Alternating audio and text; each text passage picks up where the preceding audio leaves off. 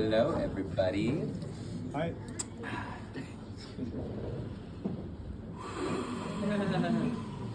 I told my friend there's a sensation in my stomach.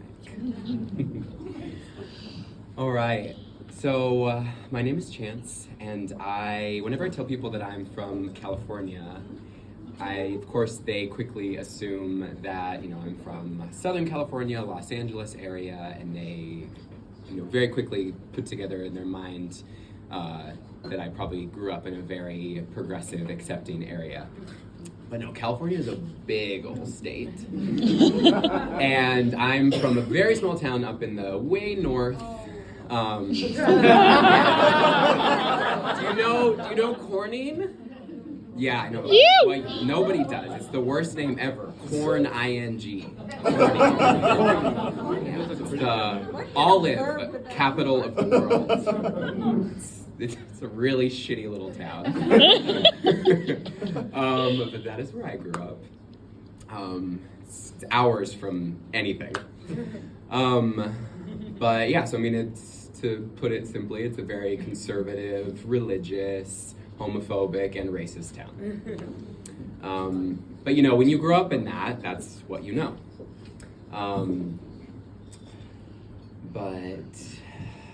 So I grew up in a very Christian family, and I had a really good childhood. I was, with being raised Christian, my parents were very loving and very accepting of me and my sisters as we were. And I remember something they always told me when I was a child was, be who you are. Like, if you don't want to play sports, that's fine. Like, whatever you want to do, we want you to be you. And so, that's how I grew up, and went to church, but very much lived in a bubble. Very much lived in a bubble from the rest of the world, from anything else that was going on besides, our little life at home watching Disney movies. And so I really did not know I was gay. I remember kids at school would call me gay, and I remember one day getting in the car, getting picked up from school, and I said, Mom, all the boys at school call me gay. What does that mean? And she goes, oh, they're just being mean. It means you're a happy person. Just don't listen to them. And I'm a very happy person, so I'm like, well, that checks out, okay. But just really soaked in this naivety. And so it really wasn't until one night, I just turned 13. It was my freshman year of high school. And this was the moment I hit puberty. I happened to be on my computer and happened to find myself on Google Images, and the word Zac Efron just appeared on my computer. And whoa! This is new. This is so exciting. What's going on? I don't know what's going on, but I need to find out. So then I do what, any teen in the 2000s does. I go into a chat room. And I say, this thing just happened. What does it mean? And the person on the other end is like, it probably means you're gay. And I was like, oh my gosh!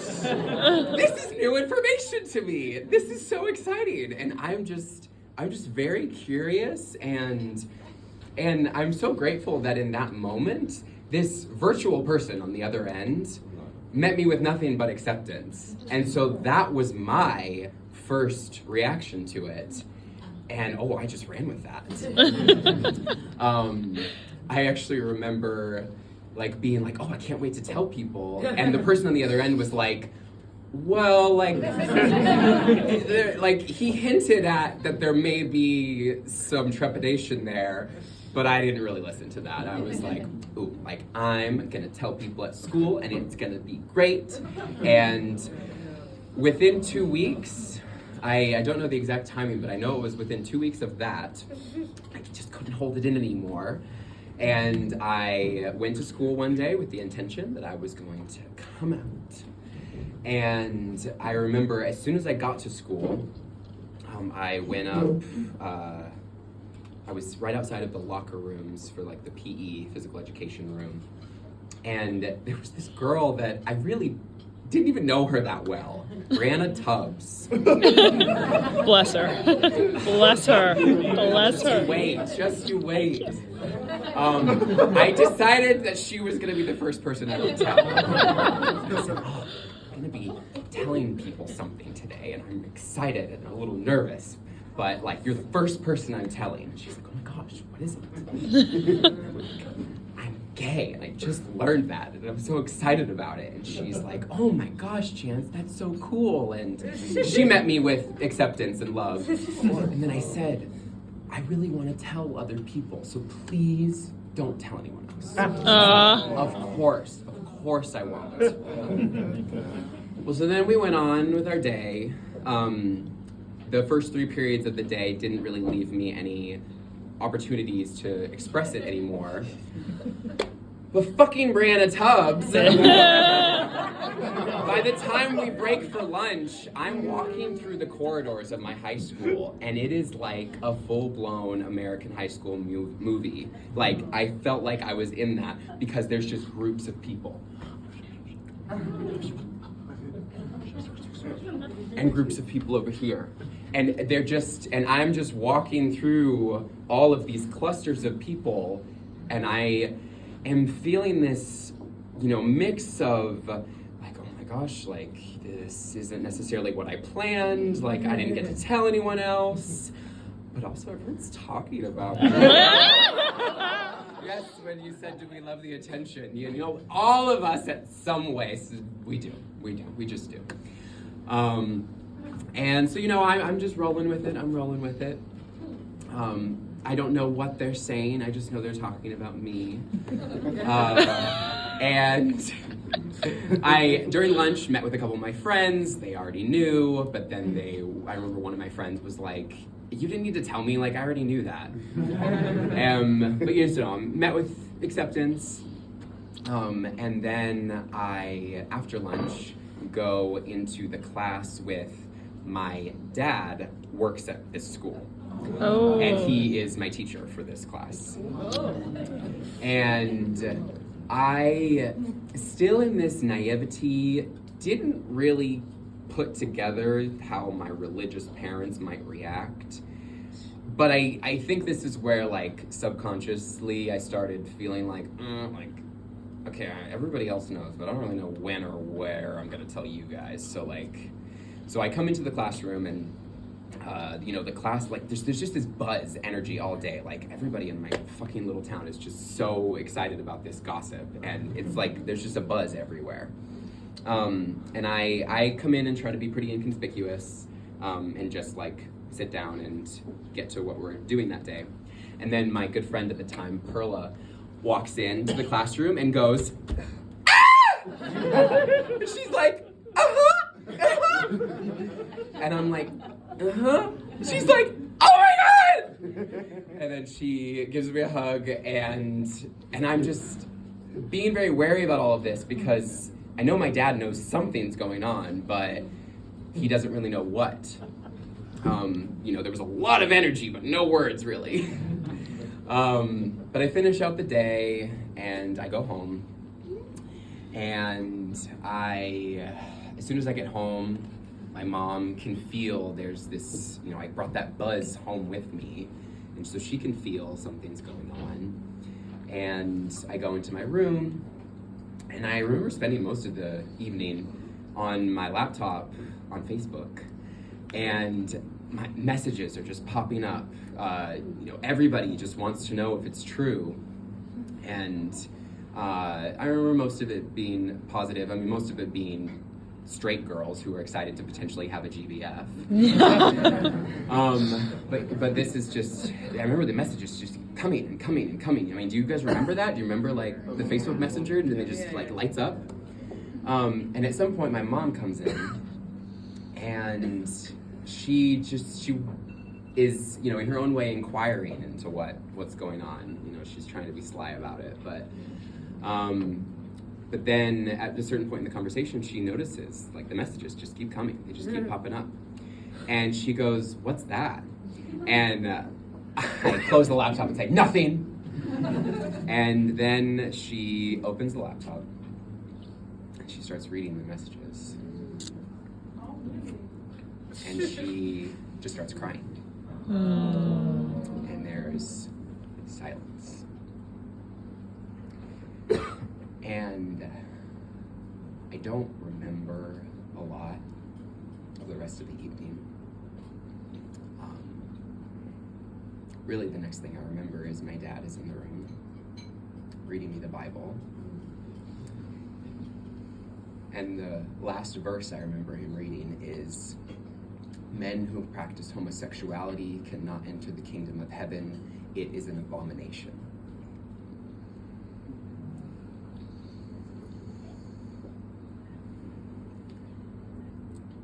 And so in that moment, my parents, who had spent my whole life telling me to be who I was, but not that. And so this exciting journey that I had just started less than 2 weeks prior very quickly took a really dark turn, and I went from feeling very safe and seen at my home to feeling very unsafe and seen. Not seen. And I know that I carried that energy with me into school. And very quickly, the excitement from the straight girls changed into a lot of hostility from the straight men. And very quickly, my school no longer felt safe for me. And near the end of my freshman year, my parents and I made the decision for me to do a home study to the end of the year. And I started seeing a counselor, and the counselor told me, "Your dad sent you here because he wants me to try to fix you. But I want you to know that I'm not here to do that. I am here to listen to you and to help you through anything you're going through." And so through this dark period, about 3 months later, my mom came around and told me, "You're my son, and I need to love all of you. So I'm going to love all of you." And so that, along with the encouragement from my counselor, along with the straight girls who were rooting for me to come back, they needed to go shopping with me. They needed to do all the things that Kurt Hummel on Glee was doing. That summer, I mustered up the courage and the strength to come back to school, and I decided, okay, I don't feel safe at home. I want to feel safe here. I want to take that excitement that I felt in the beginning, and I want to run with that pride and not let them ruin this experience. Because I mean, you see it in all the movies. Like, American high school is like, people think it's the best time of your life, but I mean, it ended up being one of the best times of my life, because when I came back, nobody could touch me. And very quickly, the straight men realized it wasn't fun to belittle me when I didn't give a shit. You. And I loved all my girlfriends. And I really just made the best of those remaining 3 years. I became the first ever male cheerleader at my school. Yeah. Oh, did I have so much fun with that? I really just did whatever the fuck I wanted to do, and just made the best of it. And I will never forget the day before graduation senior year. my English teacher, of course, calls me into his classroom and he signs my yearbook. But he says, Chance, you need to know that Corning High School would not be the same without you.